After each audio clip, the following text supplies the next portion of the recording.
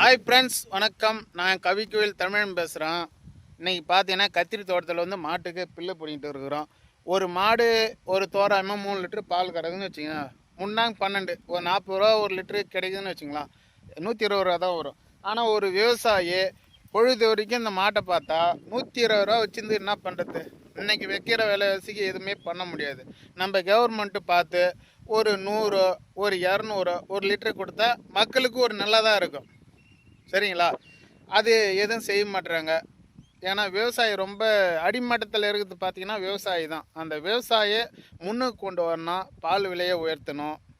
அதே போல் ஒரு பாம்பு கடித்தாலும் ஒரு பள்ளி கிடைச்சாலும் அந்த விவசாய பெண்மணியாக இருந்தாலும் விவசாய நண்பர்களாக இருந்தாலும் அவங்களுக்கு வந்து பாதுகாப்பு எதுவும் கிடையாது.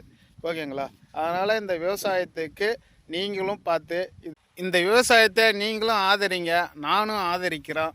Okay friends, thank you.